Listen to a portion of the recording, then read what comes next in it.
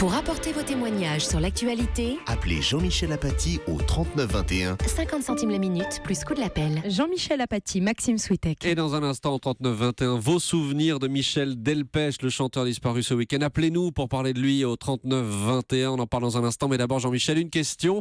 1 an après les attentats, que reste-t-il de l'esprit Charlie ? Oui, on s'est posé la question ce matin parce qu'évidemment, après ces attentats du mois de janvier, il y avait eu le 11 janvier à Paris une manifestation, et puis en province aussi, beaucoup de gens dans les rues, et il y avait là une communion nationale. On ne ressent pas souvent ces sentiments-là dans une vie. Il nous avait marqué 1 an après. Qu'est-ce qu'il en reste ? C'est ce que nous voyons avec vous. Bonjour Alexandre. Oui, bonjour M. Apathy, merci de pouvoir me passer la parole. Hein. Vous êtes à Paris donc ? Voilà, je suis à Paris, donc je suis à Paris 11e. Alors, moi je suis français. Oui. Charlie, je n'ai pas été. Charlie, j'avais les sentiments dans moi. Oui. Alors, tout ce qui a été passé, c'était très malheureux pour l'équipe de Charlie, et je trouvais que dans mon raisonnement, j'avais mon sentiment national d'être français, mais le côté Charlie, je trouvais ça, c'était plus... c'est comme quand on tombe amoureux, hein, c'est-à-dire que un coup de foudre, c'est-à-dire que c'était un côté qui a été plus voulu par un air du temps. Oui, l'émotion dans les jours qui ont suivi, vous l'avez ressenti comme nous. Vous étiez dans les rues de Paris le 11 janvier ? Je n'ai pas été dans les rues de Paris le 11 janvier, mais j'avais des sentiments. Tout ce qui s'était passé, c'était malheureux.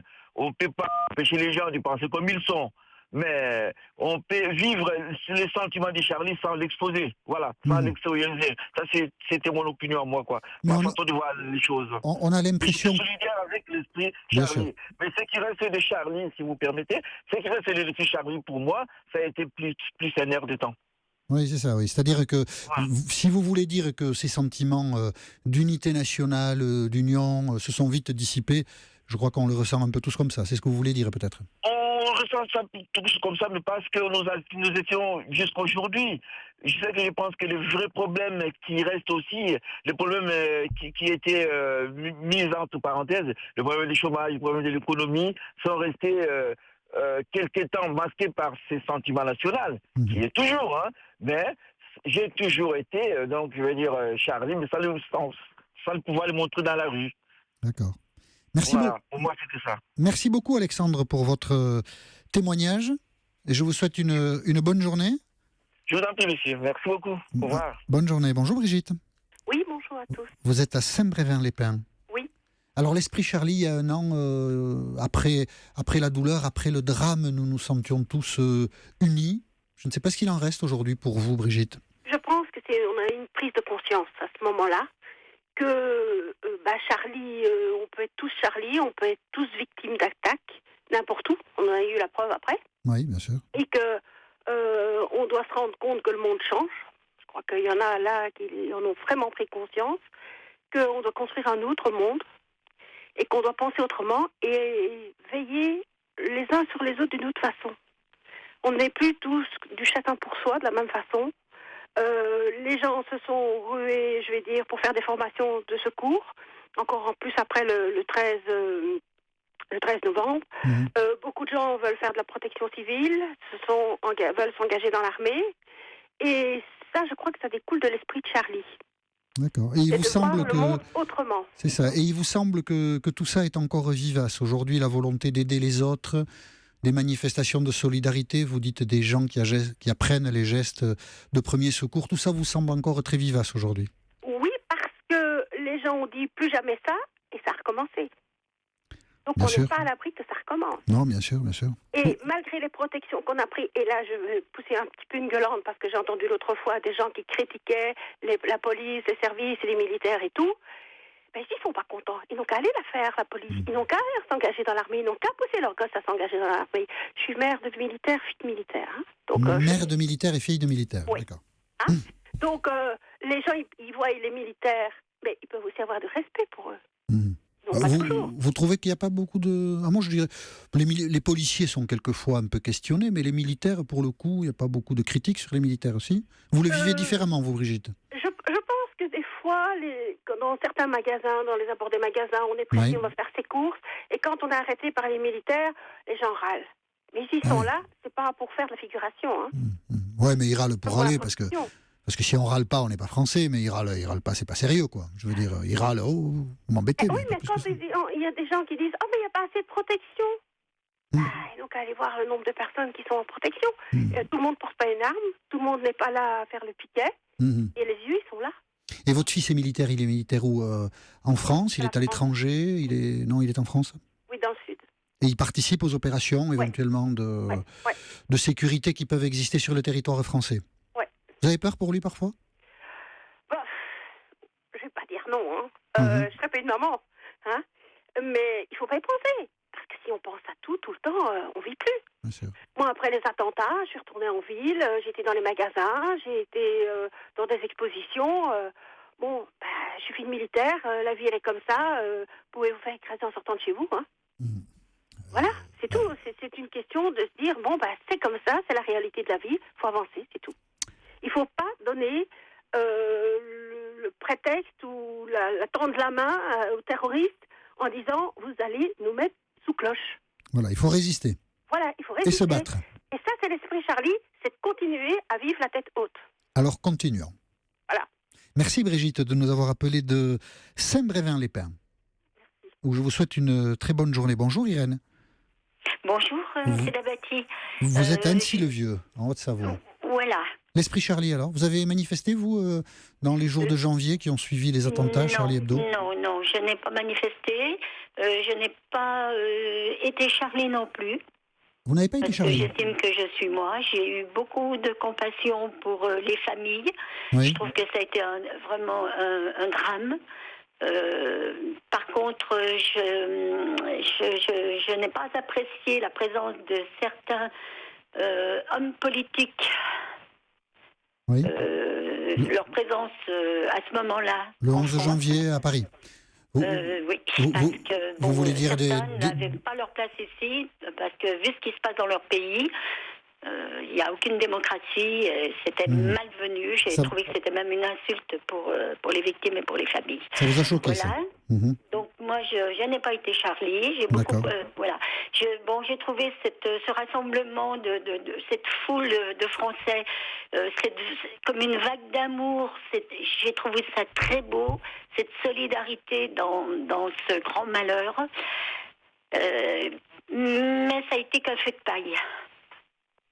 Oui, bien sûr, ça a été qu'un feu de paille, mais comment dirais-je? D'abord, c'était un beau feu de paille. Oui.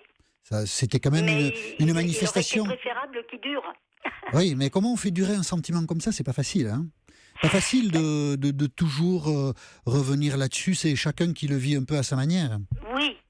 Non, mais je veux dire, ça a été un feu de paille parce que ensuite les gens ont repris leur vie, oublient, et voilà. Bien sûr.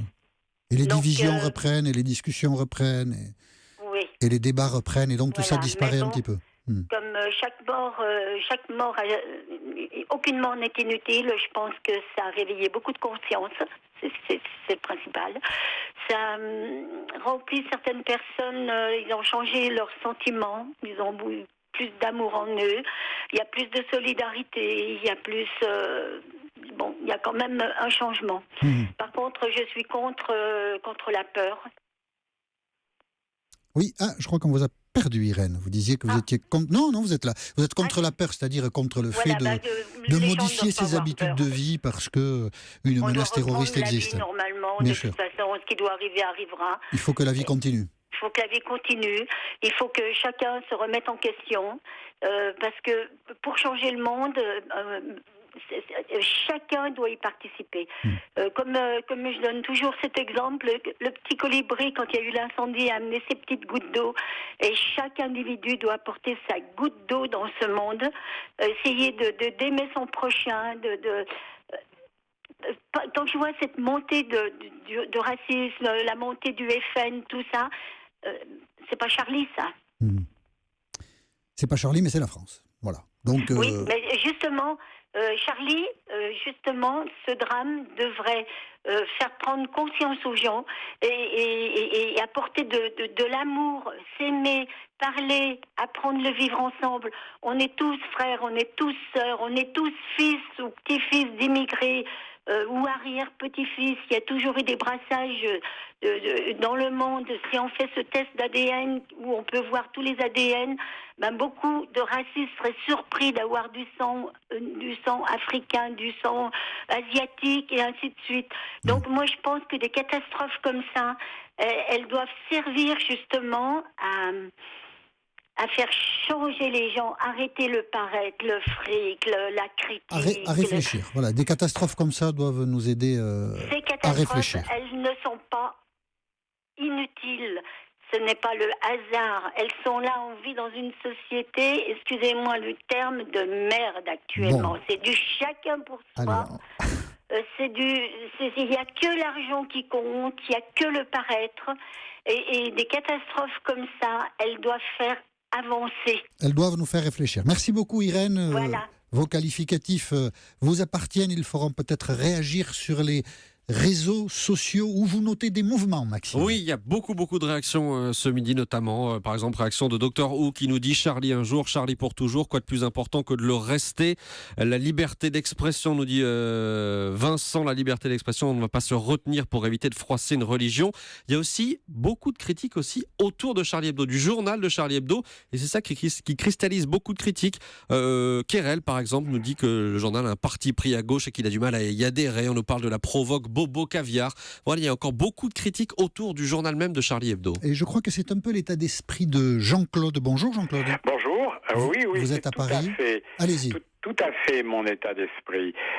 Et je n'aime pas trop l'esprit, Charlie, dans la mesure où on associe ces deux mots. Je comprends le mouvement de solidarité, de compassion et de peur qu'ont eu les Français à la suite de ce qui s'était passé, de ce massacre dans ce journal. Mais ce journal n'est pas une référence pour moi.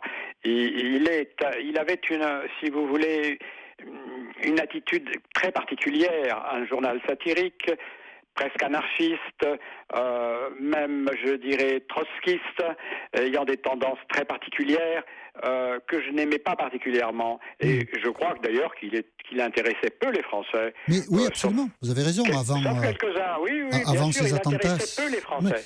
Alors, évidemment, les gens se sont sentis quelque part touchés par ce qui s'était passé. Mais comment ne le serait-il pas Mais Jean-Claude, on pouvait être Charlie et ne pas être Charlie Hebdo. La question, être Charlie, qu'est-ce que ça voulait dire être Charlie? Ça voulait dire défendre une certaine... Charlie Hebdo. Moi, je crois que c'était dommage, si vous voulez, d'associer cela, ce mouvement qu'il y a eu, qui était très honorable de la part de Français et des Parisiens en particulier, et des Français qui avaient été bouleversés par ce qui s'était passé, sidérés par ce qui s'était passé. Mais si vous voulez bien m'entendre encore quelques instants, je vous en prie. Moi je pense que l'événement du Bataclan a pour moi beaucoup plus d'importance, car dans cet événement-là se trouvaient des gens qui n'avaient aucune responsabilité politique ou autre, qui n'étaient venus que pour un concert et qui ont été abattus comme des chiens. Voilà la différence, si vous voulez. Moi, c'est beaucoup plus dramatique pour moi, cela, et ça a beaucoup plus de conséquences que l'événement précédent. Non pas qu'il ne soit pas dramatique. Il ne s'agit pas de minorer l'événement précédent. Disons que vous n'en partagez pas certaines des composantes, ce que je peux comprendre. L'événement précédent correspondait, si vous voulez, à des gens qui avaient pris une certaine responsabilité par rapport à leur profession, à ce qu'ils faisaient. C'est un raisonnement un peu dangereux, parce qu'on pourrait en arriver à conclure ce raisonnement en disant, après tout, ils l'ont peut-être un peu cherché. C'est compliqué quand même. Alors c'est difficile, il faut faire attention. Mais Monsieur Apathy, dans toute profession, il y a une certaine déontologie à respecter. Vous le savez bien. Donc, quand on va peut-être un peu trop loin, on prend des risques. Il faut mesurer. C'est difficile. Vous avez tous ces journalistes un métier délicat. C'est évident. C'est pas tellement ça. Non, c'est pas tellement ça, Jean-Claude. Je crois que je veux juste le dire. Vos pensées vous appartiennent et je ne vais pas les discuter. Mais rien. Dans nos sociétés démocratiques, quelle que soit l'activité que nous exercions, rien ne justifie qu'on qu'on soit tué. Voilà, c'est évident. Voilà, c'est rien, évident. rien, c'est rien. évident. D'accord. Qu'il y ait eu C'est tout ce que je veux dire. des Après le reste, manifestations contre cet esprit de Charlie, contre ce que faisait Charlie Hebdo, je le comprends. Mais de là à abattre des journalistes de sang-froid ainsi, c'est tout à fait horrible. C'est inacceptable, c'est inadmissible, c'est évident. Bon, voilà. Mais Donc, si vous voulez, oui. je pense que le Bataclan est quelque chose qui ferait beaucoup plus réfléchir, car ce sont des innocents qui ont été touchés, des vrais innocents. Vous comprenez ce que je veux dire? Je pense Là, que je fais une subtile différence entre ceux qui, quelque part, s'exprimaient ou montraient certaines choses, ou critiquaient certaines choses, certaines religions, et ceux qui étaient dans un endroit où ils n'étaient là que pour entendre de la musique et qui n'avaient aucun engagement particulier. D'accord, Jean-Claude. J'ai bien entendu ce que vous appelez votre subtilité, mais nous serons d'accord, j'en suis sûr. Au-delà de votre subtilité, pour dire que toutes les personnes qui sont mortes dans ces attentats étaient innocentes. Sinon, les mots n'ont pas beaucoup de sens.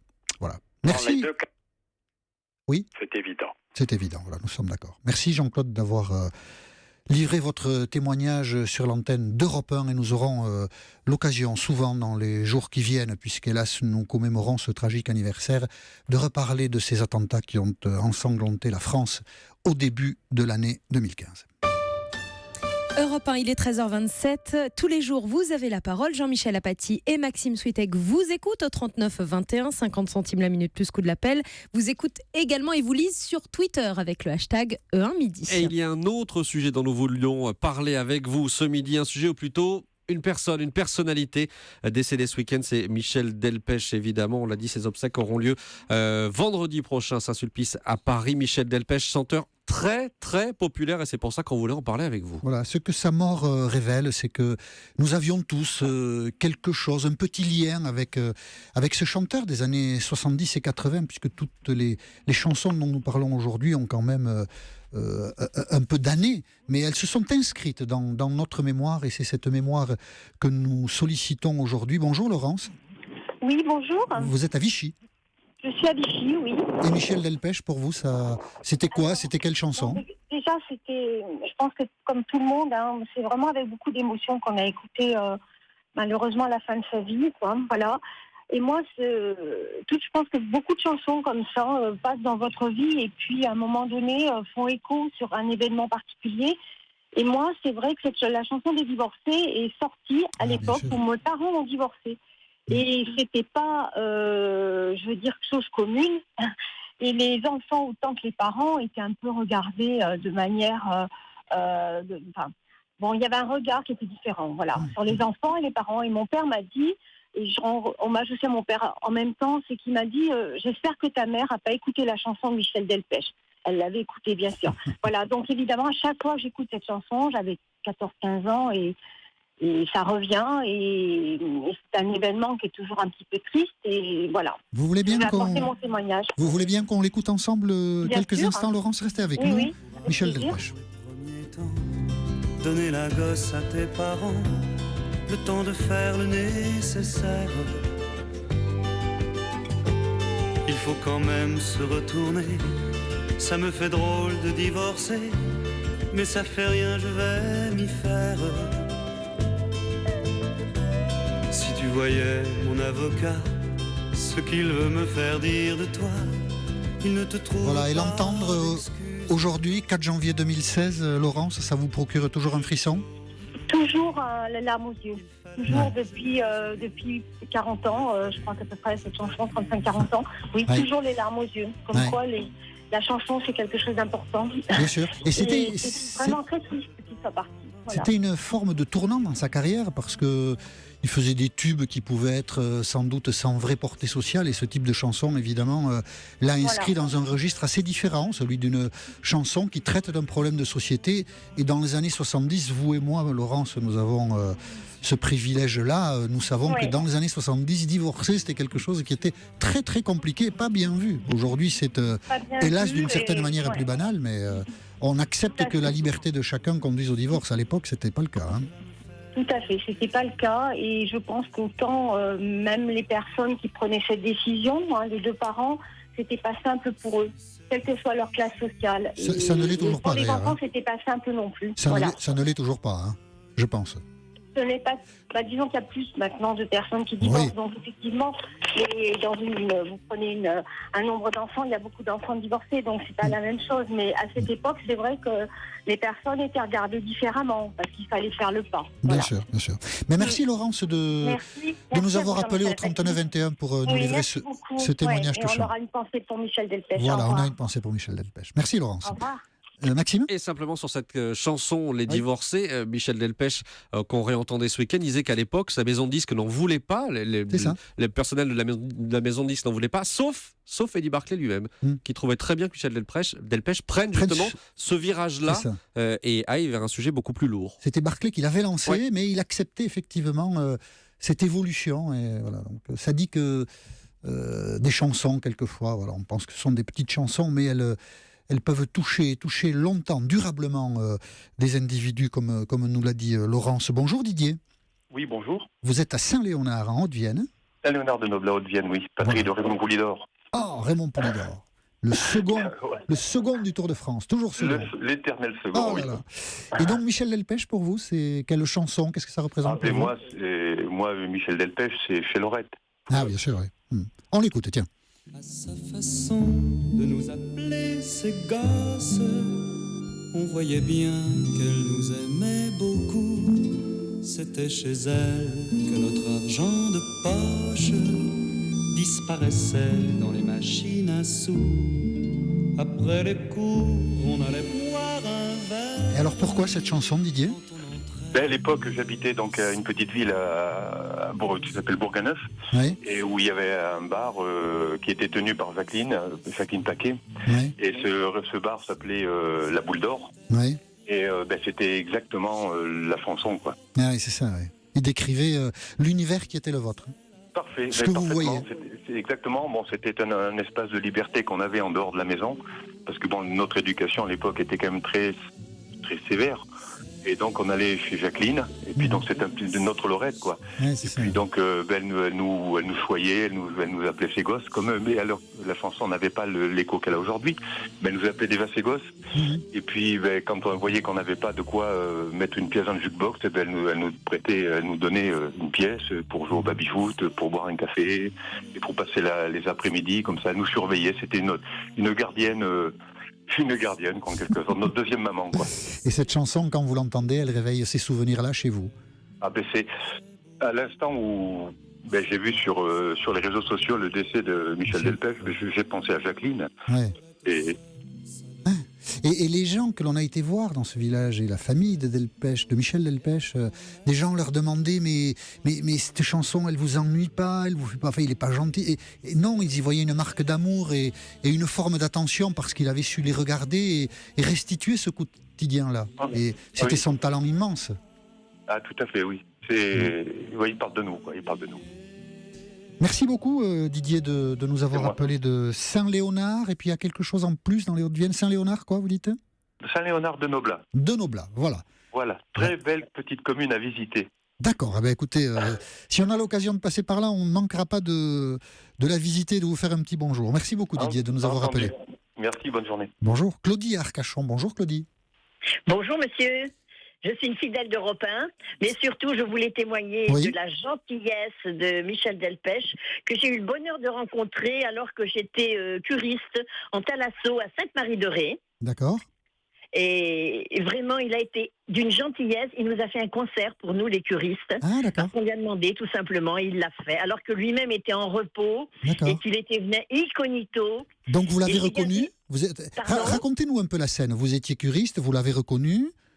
Les gens l'ont reconnu Donc on voulait quand même respecter son intimité, mais comme je suis professionnelle de santé, je suis allée voir le directeur et je lui ai dit ce que serait sympa, c'est qu'il nous fasse un petit concert. Et le directeur lui a posé la question et le soir il nous a fait un concert privé pour les curistes. D'accord. Votre chanson préférée, Claudie?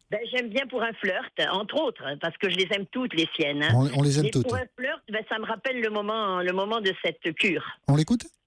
Oui, avec plaisir. On l'écoute. Avec toi, je ferai n'importe quoi pour un flirt.